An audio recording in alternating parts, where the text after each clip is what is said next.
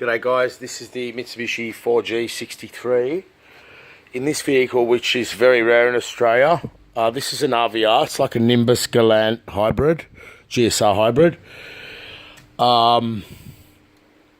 Okay. Once again, it's not what to do to get to it. It's more about the marks and the balance belt. The mounts go on these. That's a tip. Basically, after removing the belts,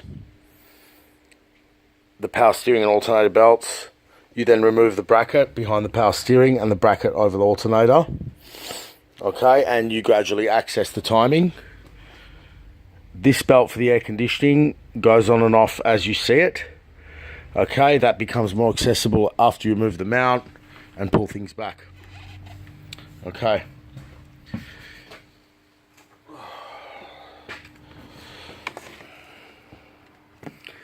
So that's those marks there. Okay.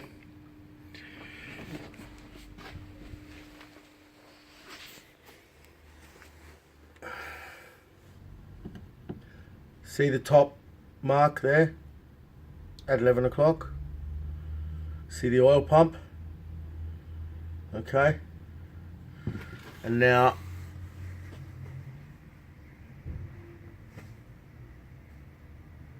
the balance belt.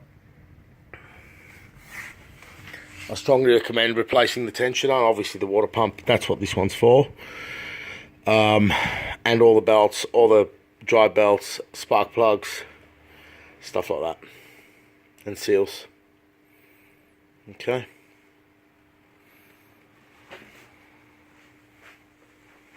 That's the Mitsubishi RVR 4G63.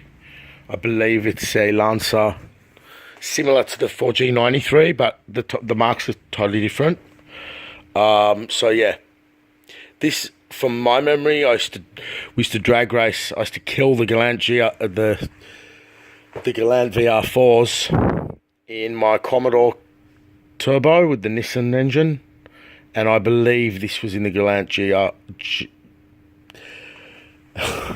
Galant VR4. I don't believe it's out of a GSR Lancer. It might be, but I remember it being a little bit more modern and uncluttered in the Lancer. Yeah, and just take your time. Nice thin sockets, you know, to get through the power steering here, you know, and also mark, as I've said previously, like, what's this one? Power steering lower front, power steering upper front, power steering lower rear. Those two lower bolts are longer than that one. That's all I've marked at this point in time. Okay, so use a full timing belt kit and take your time, and it's all good.